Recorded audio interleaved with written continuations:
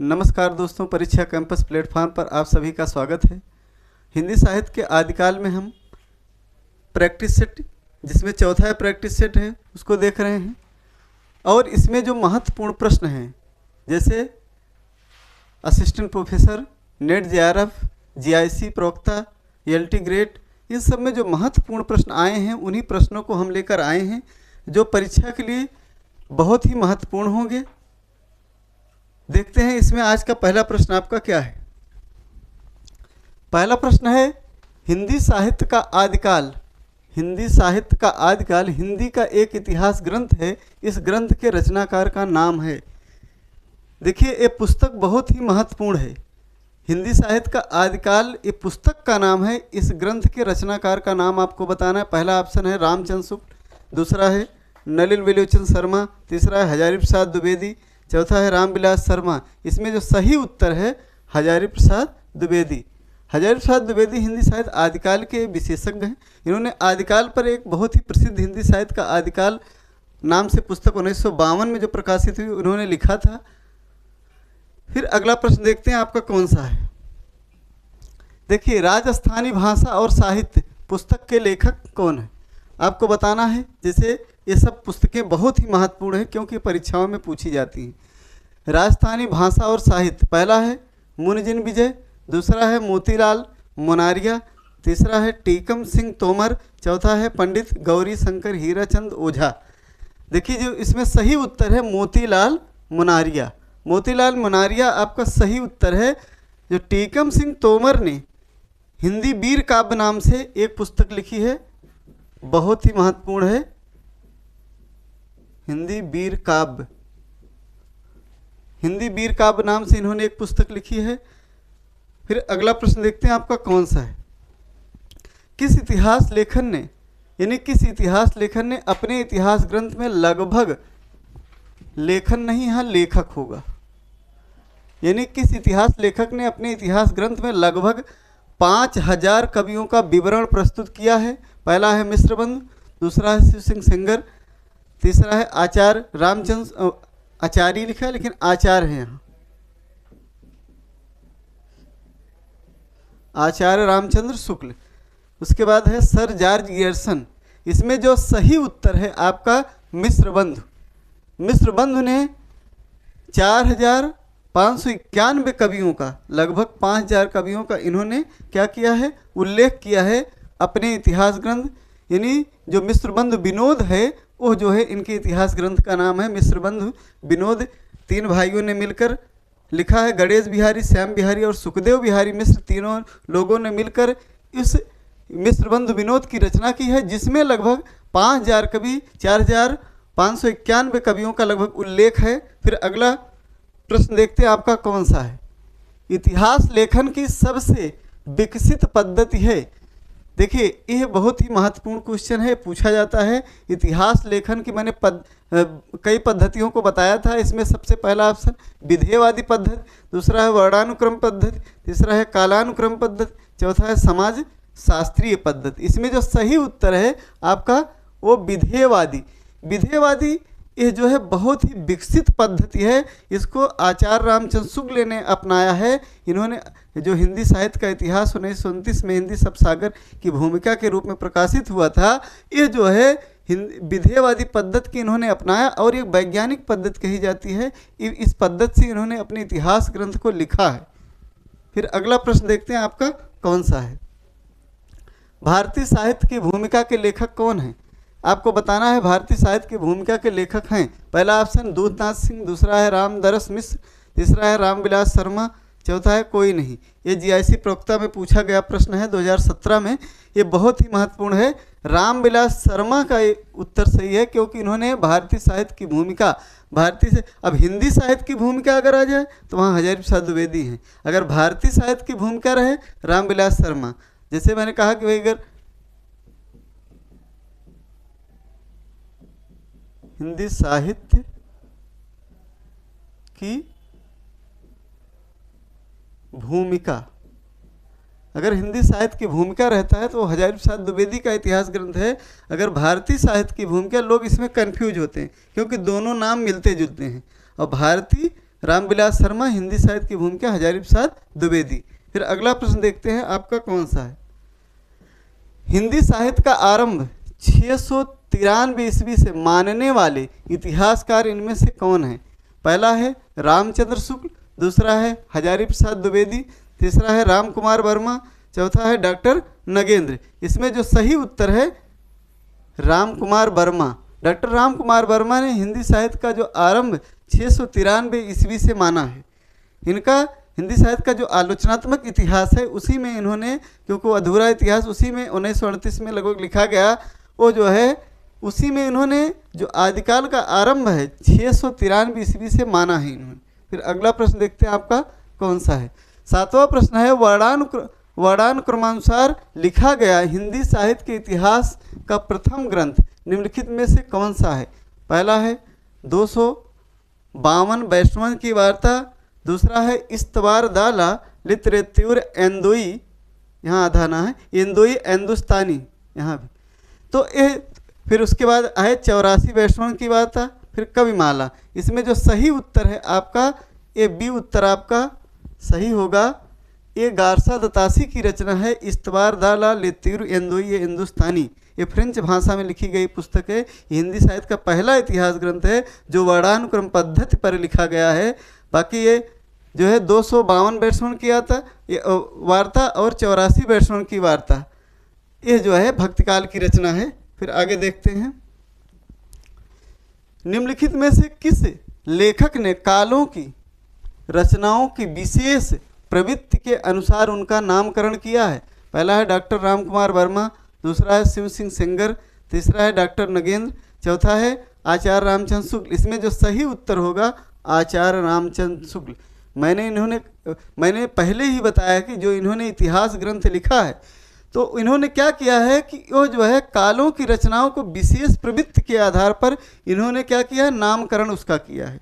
जैसे उन्होंने ग्रंथों की प्रचुरता और ग्रंथों की प्रसिद्धि के आधार पर ही हिंदी साहित्य के इतिहास का जो कालों का नामकरण इन्होंने किया है, किस प्रवृत्ति के अनुसार वो ग्रंथ लिखे जा रहे हैं। फिर अगला प्रश्न आपका कौन सा है, निम्नलिखित में से कौन सी पुस्तक आचार्य हजारी प्रसाद द्विवेदी की नहीं है? इसमें नहीं पर विशेष ध्यान देना है।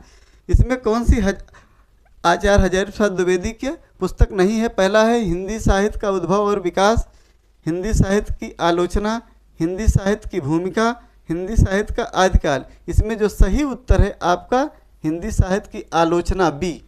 आपका बी उत्तर सही है।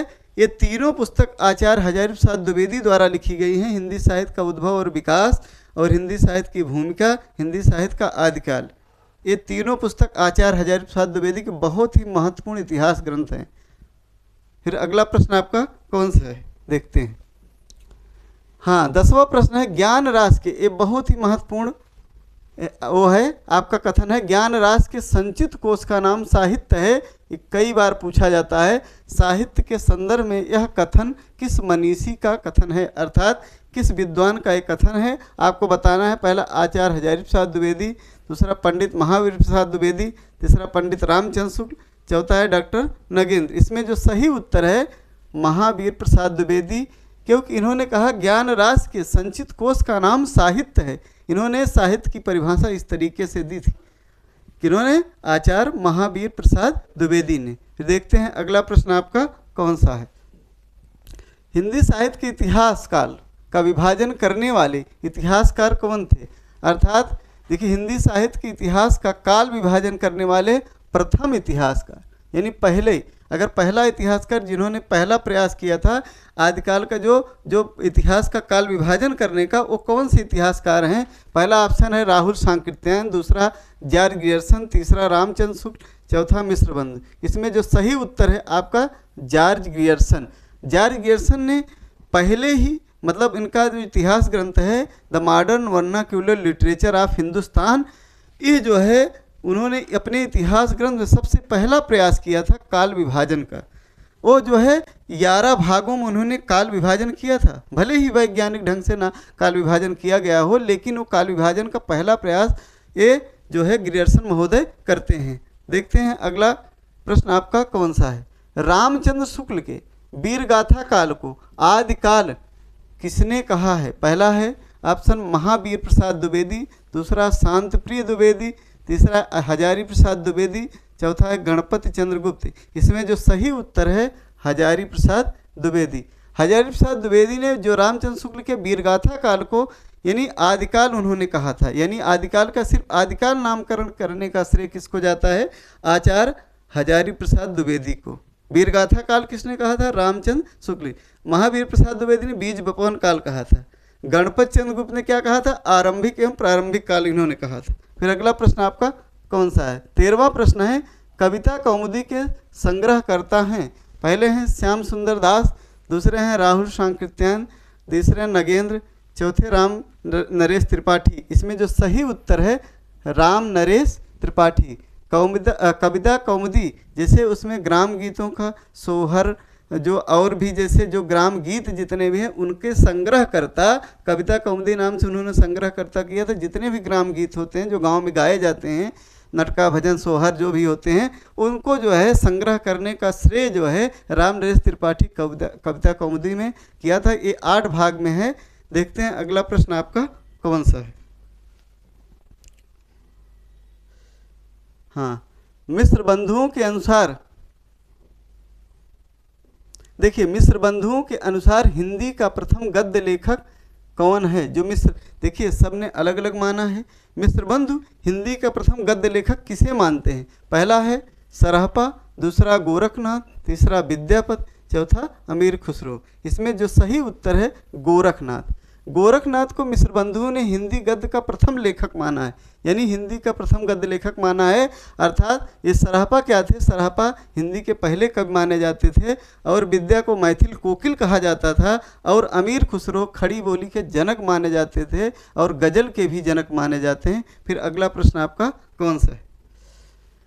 देखिए 15वां प्रश्न है, शिव सिंह सरोज का रचना काल क्या है? पहला ऑप्शन है 1883, दूसरा 1830, 1836, फिर 1810। इसमें जो सही उत्तर है 1883।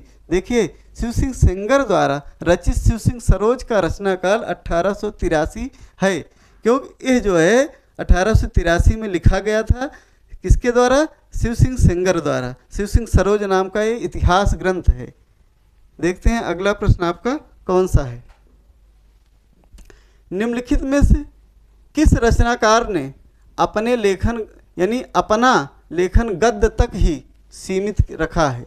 पहला है महावीर प्रसाद द्विवेदी, दूसरा है रामविलास शर्मा, तीसरा रामचंद्र शुक्ल, चौथा है प्रेमचंद। इसमें जो सही उत्तर होगा प्रेमचंद।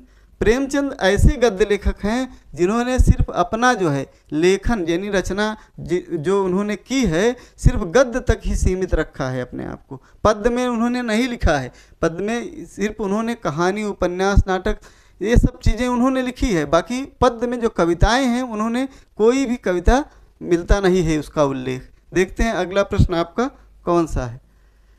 अब देखिए साहित्य जनता की चित्तवृत्ति का संचित प्रतिबिंब है, इस पंक्ति के सही लेखक हैं। देखिए ये बहुत ही महत्वपूर्ण पंक्ति है, ये पूछी जाती है हर परीक्षाओं में, चाहे नेट हो, चाहे जेआरएफ हो, चाहे जीआईसी प्रवक्ता हो, चाहे असिस्टेंट प्रोफेसर हो।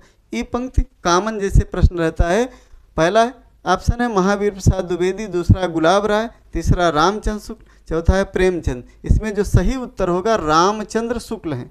अर्थात साहित्य जनता की चित्तवृत्ति का संचित प्रतिबिंब है। इसकी जो है इस कथन के लेखक जो है रामचंद्र शुक्ल हैं। बहुत ही महत्वपूर्ण है, इसको ध्यान रखिए, बहुत ही इम्पॉर्टेंट ये कथन है, शुक्ल जी ने कहा है। फिर अगला देखते हैं, हिंदी साहित्य के इतिहास को व्यवस्थित रूप देने का श्रेय किसको है? देखिए कभी भ्रमित मत होइएगा, सबसे व्यवस्थित रूप श्रेय देने का किसको है? पहला ऑप्शन है देखिए शिव सिंह सरोज, उसके बाद जॉर्ज ग्रियर्सन, उसके बाद आचार्य रामचंद्र शुक्ल, उसके बाद मिस्र बंधु। इसमें जो सही उत्तर है आचार्य रामचंद्र शुक्ल। देखिए इतिहास ग्रंथ शुक्ल जी के पहले जितने भी लिखे गए वो अव्यवस्थित थे, और उसमें कोई तारतम्यता नहीं था। कहीं काल विभाजन में समस्या, कहीं कहीं समस्या, कहीं उन्होंने क्या किया मर ग्रंथों को ही लिख डाले हैं बहुत भारी भारी। तो अब उसके आधार पर देखिए जो हिंदी साहित्य के इतिहास का अगर लिखने की जो व्यवस्थित, अगर किसी ने व्यवस्थित ढंग से लिखा है, व्यवस्थित ढंग से उसको परोसा है, तो वो रामचंद्र शुक्ल ने साहित्यकारों यानी जो विद्यार्थियों के सामने। अब ये जो है आपका सही उत्तर क्या होगा, रामचंद्र शुक्ल। देखते हैं अगला प्रश्न आपका कौन सा है। अब अगला प्रश्न है, भक्तिकाल का नाम पूर्व मध्यकाल किस आचार्य ने दिया है। भक्तिकाल को यानी भक्तिकाल को पूर्व मध्यकाल किस आचार्य ने कहा है। भक्तिकाल को भक्तिकाल किसने कहा, रामचंद्र शुक्ल ने। अब पूर्व मध्यकाल किसने कहा, पहला ऑप्शन है डॉक्टर नगेंद्र, दूसरा रामकुमार वर्मा, तीसरा नंद दुलारे वाजपेयी, चौथा आचार्य हजारी प्रसाद द्विवेदी। इसमें जो सही उत्तर है आचार्य हजारी प्रसाद द्विवेदी। आचार्य हजारी प्रसाद द्विवेदी ने भक्तिकाल को जो है पूर्व मध्यकाल नाम से उद्धृत किया था, और यानी रीतकाल को इन्होंने उत्तर मध्यकाल कहा था। भक्तिकाल को पूर्व मध्यकाल और रीतकाल को उत्तर मध्यकाल कहा था। देखते हैं अगला प्रश्न आपका कौन सा है।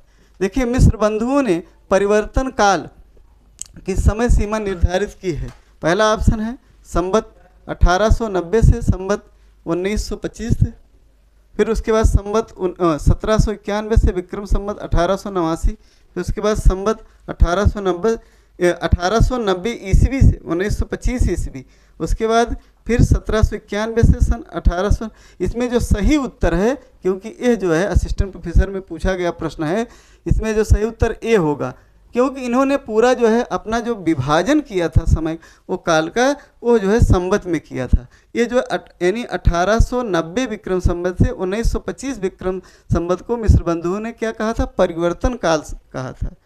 अब जो है यहीं पर आपका ये प्रश्न पूरा समाप्त हुआ। देखिए, इन प्रश्नों को अगर किसी को PDF प्राप्त करना है तो हमारे टेलीग्राम चैनल को ज्वाइन करिए, और हमारे जो परीक्षा कैंपस चैनल इसको लाइक करिए, सब्सक्राइब करिए, कमेंट करिए।